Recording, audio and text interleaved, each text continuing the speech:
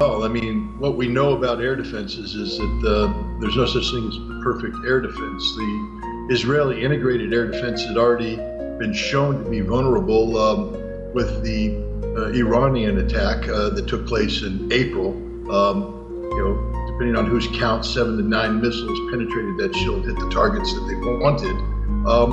Look, Russia has one of the most advanced air defense systems in the world, and the Ukrainians penetrate that on a regular basis using unsophisticated drones. So the fact that a unsophisticated Yemeni drone was able to get through what some people say is the world's most advanced integrated air defense just shows the inappropriateness of both terms. The Yemeni attack using this drone was a very sophisticated attack that took into account, geopolitics and geography to fool the Israelis, lull them into a false sense of complacency. Mm-hmm. And the Israeli air defense, clearly isn't geared for this kind of threat. And so the combination of two led to what I believe is an inevitable outcome, that low technology drones will be able to penetrate very advanced integrated air defense systems on a regular basis. It's also the distance, Scott, here. We're talking about more than 2,500 kilometers, supposedly. I'm curious as to why other air defenses along the way, possibly in Egypt or elsewhere, weren't able to detect this drone. And the fact, that it was, like we said, it was able to penetrate Israeli defenses. Do you think it's a game changer? Well, I think you can't say a game change because it's playing the game that exists already. We already have a situation where, drones of relatively, comparatively low technology are penetrating sophisticated air defense systems. The range is definitely an issue, but the Houthis have been firing long-range drones for some time now. So have the other nations. I think what it is rather being a game changer, we're beginning to recognize the real name of the game, which is that you can't have an impenetrable iron dome. You don't have an air defense system that is perfect, that protects you from all threats. That, every air defense system, once it's in place, its purpose is to be defeated by weapon systems put forward by various adversaries. It's a constant game. The Israelis will upgrade their air defense, and Israel's adversaries will find a way to overcome these upgrades. That's what led to, the decision by the United States and the Soviet Union to implement the anti-ballistic missile treaty, which basically acknowledged that in the game of trying to shoot down intercontinental ballistic missiles, the intercontinental ballistic missile will always win in the end. And that's just a waste of time, a waste of money. Trying to build the perfect missile shield is a waste of time, a waste of money. Now, the Israelis responded to that strike, Scott, by targeting Yemen directly. For the first time, the Houthis said that they would respond to that in turn. We've already seen at least one Houthi official who shared coordinates of fuel storage facilities in Israel's Ashkelon. What are some of these sensitive targets that the Yemenis could go after in Israel, do you think? Well, I mean, there's several categories that one could look at. Again, I would refer my own background back to the strategic air campaign that the United States implemented against Iraq during Operation Desert Storm in the various categories. But you have economic, you have energy, you have political, you have military, you have infrastructure, and Israel is a small nation with a whole bunch of target options for the Houthi. I mean, reciprocity would dictate that Yemen would go after oil storage facilities of a similar character to the one that was struck by Israel. But they could also go after industrial targets. They could go after critical infrastructure. They could even, go after political targets, taking out, or targeting the Israeli parliament, things of that nature. That would be a definite escalation that probably won't be reached right now. But the bottom line is, do you think they have the capabilities to do something like that, Scott? Go after the Israeli Knesset or those really high-profile targets inside Israel?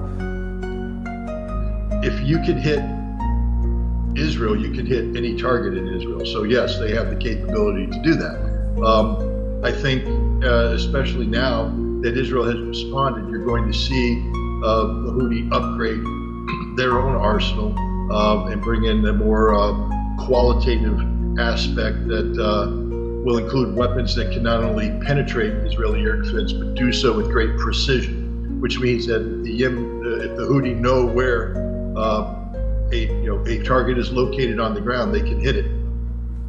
Yeah, there have also been major developments, Scott, on Israel's northern frontier with Lebanon, where the Lebanese armed group Hezbollah has gone deep inside Israeli territory. Apparently, the group has published new drone footage showing Israel's Ramat David air base. This is reportedly the northmost air base in Israel. It's located some 50 kilometers from the Lebanese border. Now, this 9-minute clip identifies various facilities, including an Iron Dome air defense platform, the headquarters of multiple Air Force squadrons in that base, as well as fuel tanks, ammunition depots, and hangars. The group also shared the personal details of the base commander. There he is, Colonel Asaf Eshid is the name. They showed where his office is in that base, as well as published 2 other videos in recent weeks captured by its Houthi drone, which has previously filmed Haifa Bay and bases in the Golan Heights. Scott, this is an Israeli air base that had its airspace breached, apparently. How significant is that? The Israelis are downplaying the incident. They're saying that the operations of that airbase weren't interrupted, but the fact that it's taking place when Israel is supposedly, presumably on high alert, awaiting Yemeni retaliation, is quite surprising. Well, just go back to what I said before. You said, is the penetration of Israeli airspace by a relatively unsophisticated drone a game changer? No, it's the name of the game. It's been happening for some time now. And the fact that in the aftermath of the Yemeni attack, Hezbollah is able to fly a drone of similar characteristics, maybe a little bit more sophisticated, but not that much more sophisticated, fly it freely over one of the most sensitive sites in northern Israel without being shot down, without being detected by the Israelis, only proves my point that there is no perfect air defense, and that the Israeli air defense can be penetrated almost at will by potential adversaries. It's very disingenuous for the Israelis to say that this isn't a big deal because the operations weren't disrupted. That wasn't the purpose of the mission. The purpose of the mission was to collect intelligence data on the targets that would be struck if Israel and Hezbollah were to engage in a larger scale conflict. And then I can guarantee you the operations at Ramat David would not only have been disrupted, but the airbase would have been taken out of service. These squadrons would have been hacked. And the Israelis also are on notice now that this isn't just superficial intelligence collection, not superficial, but the intelligence collection limited to that which can be ascertained by a visual examination of the video. By releasing the name of the base commander and the location that he is, Hezbollah has given the Israelis a hint that they have all source information that can be integrated into a target package that will hit targets that are of importance to Israel, taking out squadron commanders, base commanders, taking out specific systems, specific organizations, things that can do significant damage to Israel, both in terms of the basic infrastructure of war, but more importantly, the ability of Israel to bring its various components together, the organizational aspects of it. Hezbollah is able to identify critical components and take them out, causing the potential collapse of the entire edifice. And here's the important thing too. Hezbollah is part of the axis of resistance. And I would bet a dime to a dollar that this information is being shared with the Houthi so that they have a similar capacity to strike Israel with the benefit of this target intelligence that's been gathered by Hezbollah. That video, Scott, was released as Israeli Prime Minister Benjamin Netanyahu was gearing up to address Congress for the 4th time, as it were. Hezbollah sources have said that this is a message to both the Israelis and the Americans, warning them against expanding the war in Lebanon. Do you think that message was heard in Washington? Well, I know that message has been heard in Washington, and I'm confident that message has been heard in Israel as well. I don't interpret Benjamin Netanyahu's speech before the U.S. Congress as being part of a larger program that will draw the United States into a conflict in the region on the side of Israel. The United States has already pretty much put Israel on notice that will not happen, because the United States is fully aware that Hezbollah not only has the ability to fly drones and collect intelligence, but they possess the military capacity in the form of precision strike weapons, rockets, missiles, to turn these targets into, the reality of the destruction of Israel, and that the United States is not able to stop them. We don't have the military power able to compel Hezbollah to deter Hezbollah or to compel Hezbollah once a war starts to back off. And we put Israel on notice. I think this was more a trip about shrouding Netanyahu in the flag of the United States so that he can return to Israel in a very difficult time, where he has to acknowledge without saying it that Israel won't be able to accomplish its mission in Gaza of destroying Hamas, that Israel is incapable of destroying Hezbollah, and that Israel has no choice but to find the mechanisms that lead to the end of this conflict, which will include a ceasefire on terms that Israel has said are unacceptable, in terms which would bring about the collapse of the coalition government that Netanyahu currently heads. Netanyahu doesn't want to commit political suicide, and so the United States is assisting him by anointing him as the one leader that America will trust in these difficult times. And Netanyahu will go back to Israel and say, okay, I will accept a ceasefire. His coalition will collapse, and then he will present himself as the only leader that America trusts, and hope to be able to build a new coalition. That's how I interpret what this is, because there's no way the United States is going to war in the Middle East on behalf of Israel on terms dictated by Benjamin Netanyahu. We're not going to let him draw us into this conflict. Scott, I don't know if you listened to his speech to Congress on Wednesday. He laid out his vision for a regional anti-Iran alliance in the Middle East, and he reiterated his demand for quote-unquote total victory in the Gaza Strip. I want us to have a quick listen to some of his nuggets, and we'll talk on the other end of this. Israel will fight until we destroy Hamas's military capabilities, end its rule in Gaza, and bring all our hostages home. The day after we defeat Hamas, a new Gaza could emerge. My vision for that day is of a demilitarized and de-radicalized Gaza. Israel does not seek to resettle Gaza, but for the foreseeable future, we must retain overriding security control there to prevent the resurgence of terror, to ensure that Gaza never again poses a threat to Israel. America and Israel today can forge a security alliance in the Middle East to counter the growing Iranian threat. All countries that are at peace with Israel, and all those countries who will make peace with Israel, should be invited to join this alliance. The new alliance I envision would be a natural extension of the groundbreaking Abraham Accords.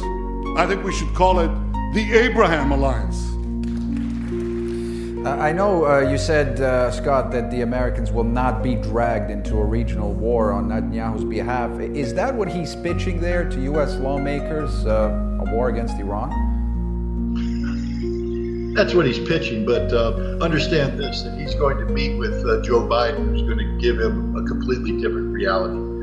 This was political red meat thrown out there so Benjamin Netanyahu can say, I had this vision, but America won't support this vision.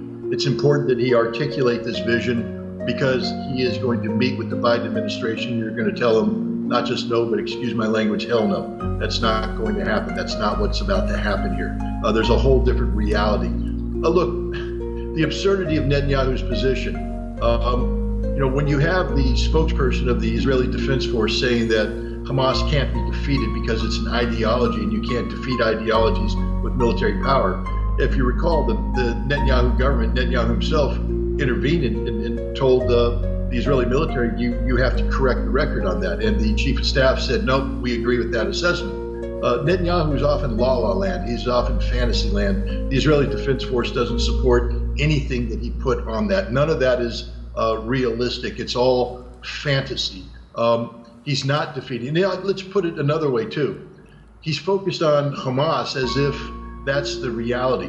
While Netanyahu was on his way here, there was a meeting taking place in Beijing where the Chinese brought together Hamas and a dozen other Palestinian factions and representative elements to form a fusion political movement that will create the possibility of Hamas participating in the post-conflict negotiations about the future of a Palestine in a way that Israel cannot object to. There's a whole new reality in the world today that Netanyahu's speech is not reflective of. This was red meat put out there as political cover for Benjamin Netanyahu so that he returns to Israel empty-handed. He will say, I tried my best to get the Americans to buy into this, but America's not buying into it, and that's the reality that we now have to deal with. That's my interpretation, because nothing in that speech is realistic. Nothing in that speech can be acted on. The Abrams Accord are dead. The fact that he's trying to revive them and make them the cornerstone of Israel's future shows just how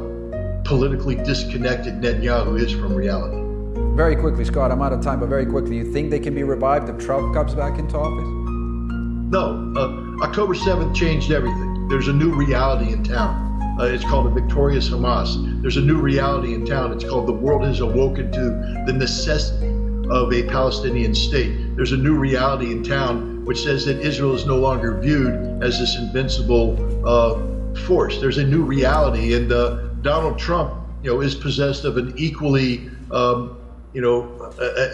active imagination, similar to Netanyahu. But the simple fact that he says he wants something, that he articulates a vision, doesn't translate into action, because there's a new reality in town. It's called Hamas, a victorious Hamas. It's called Hezbollah, a victorious Hezbollah. It's called the Houthi, a victorious Ansarallah movement. It's called the Axis of Resistance. It's called Iran being the head of this and Iran not moving. This is a reality that the West, the United States, and Israel are going to have to adjust to, because it's not going away.